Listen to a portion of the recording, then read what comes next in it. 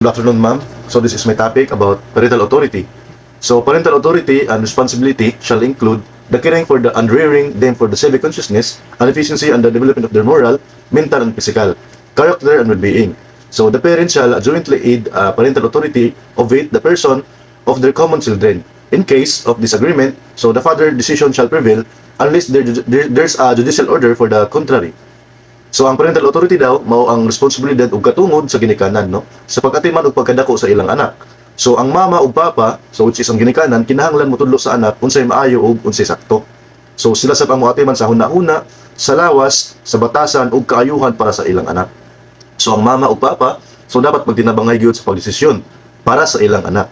Kung dili sila sinabot, so para sa sumala sa Article 211, so ang desisyon sa amahan ang sundon gawas kung adunay lain mando sa korte. So sa example niini, kung naay importanteng desisyon bahin sa pag-eskwela sa anak, ang mama ug papa dapat mag-istorya ug magdesisyon para sa kaayuhan sa anak. So parental authority can be defined also as the symbol of rights and powers that the law accords to father and mother with respect to the person and the goods of their emancipated minor children, to the end of their accomplishing the duties and protection, education, and support so that are incumbent on them parental authority. So ang parental authority daw mao ang katungod o responsibilidad nga gihatag sa balaod sa ginikanan. So para sa ilang minor de edad nga anak. So ang responsibilidad sa nila nga protektahan sa og paeskwelahon, suportahan og atimanon ang ilang anak og mabutang niini. So example, kung bata pa ang anak nila, ang ginikanan ang moatiman og mohimo og importanteng desisyon para sa iyang kaayuhan. What is the doctrine of Patria Potestas? So Latin, power of a father. In Roman family, law is power that the male head of a family exercise over his children and his more remote descendants and the male line, whatever their age, as well as those brought into the family by adoption. So this power meant originally not only that he had control over the person of his children, amounting events to a right and to inflict capital punishment, but thus that he alone had any rights of in private law, thus accusations of a child become a property of the father. So ang Patria Potestas kay Latin nga pulong nga ang meaning is power of the father o gahom sa amahan. Sa karaang panahon sa Rome, ang amahan o ang ulo sa pamilya. Siya ang adunay gahom sa pagatiman o pagdesisyon para sa iyang anak. So bisan dako na ang anak, ang amahan gihapon adunay kontrol sa ila. So apil pud ani ang mga anak nga gi-adapt. So sa una, kung ang anak makakuha og kwarta o property, ang amahan gid kuno ang maay adunay na mo-control sa kwarta niini. So ang example niini kung ang anak daw is nakadawat og property, so ang amahan mo ay magbuot ug magdumala niini. So, Patria Potestas assists normally only with the death of the father, but the father might voluntarily free the child by emancipation. So, and the daughter ceased to be under the father's potestas if upon her marriage she came under her husband manus. So, a corresponding power of husband over wife. So, ang Patria Potestas, kasagaran mahuman kung mamatay ang amahan. Pero pwede po nga ang amahan mismo ang muhatag og kagawasan sa iyang anak. So, ang gitawag niini is mao ang emancipation. Kung ang anak daw nga babae is magminyo, mahimo siyang dili sa sakop sa gahom sa iyang amahan. Sa karaan ng Roman law, mahimo na siyang ma-under sa authority sa iyang bana. So example niini kung gipagawas na sa amahan, ang iyang anak gikan sa authority, ang anak mahimo ng mas independent o dili na kontrolado sa iyang amahan. So institute and special parental authority over child.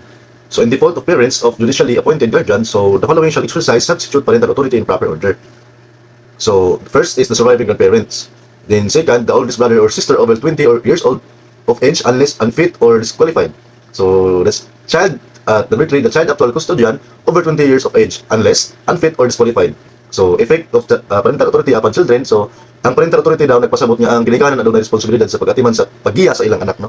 So to keep them in their company, to support, educate, and instruct them by their right, perceive, and good example, and to provide for their upbringing in keeping with their needs. So ang ginikanan kinahanglan mag-atiman, musuporta o magpa-eskwela sa ilang anak. So kinahanglan po sila mahimong maayong example sa ilang anak. O sa ang example niini, so ang ginikanan mo tabang sa pagpa-eskwela sa anak o pagpakita og maayong pamatasan.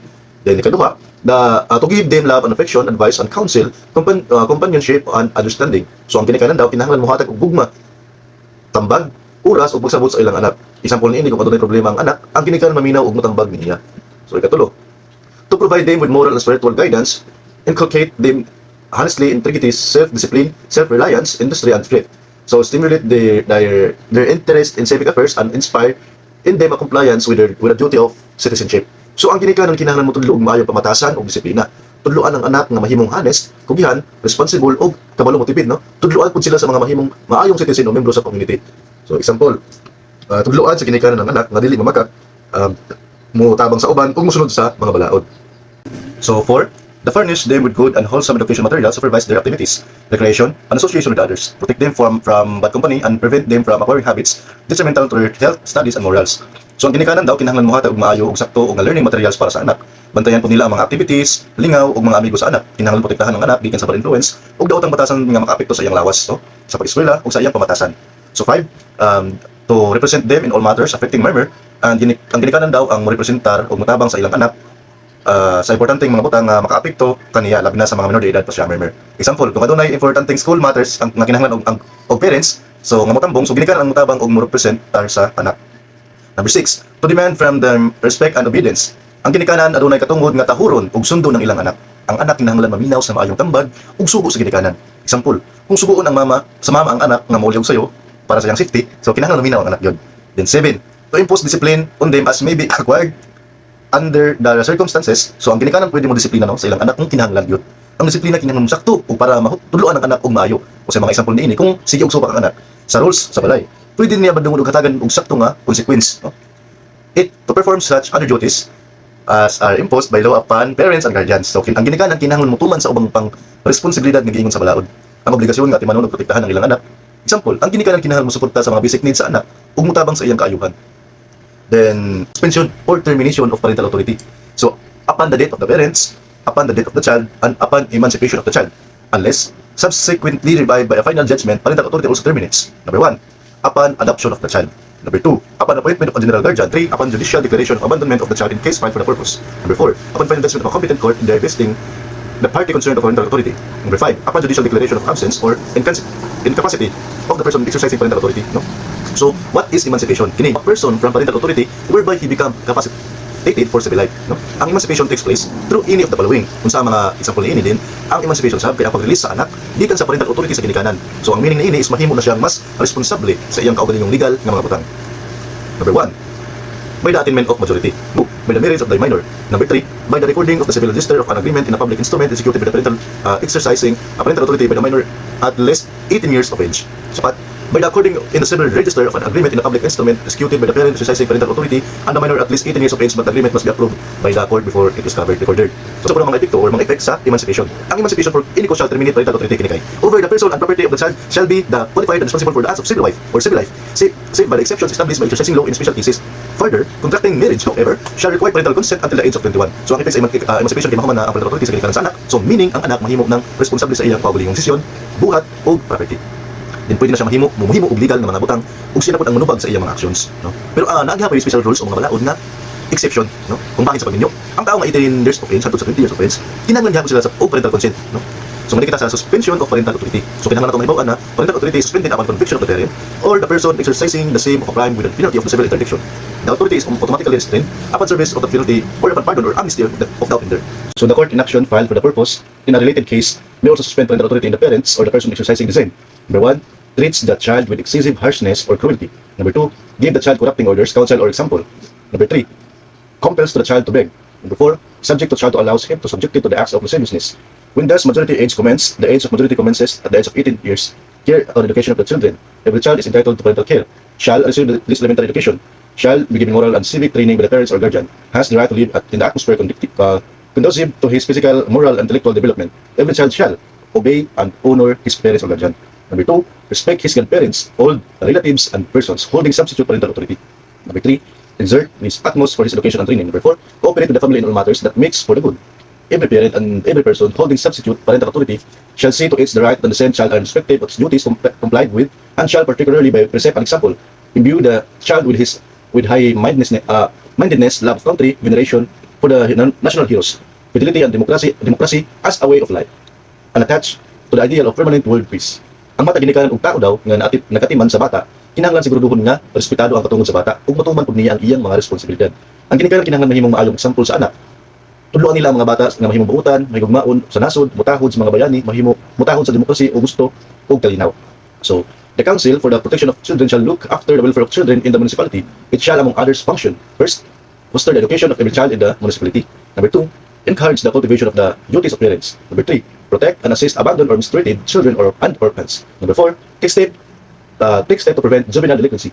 Number 5, Adopt measures for the health of children. Number 6, promote the opening and maintenance of playgrounds. Number 7, coordinate activities of organizations devoted to the welfare of children and secure their cooperation. Church will be established as far as practicable in every character, city, or large municipality.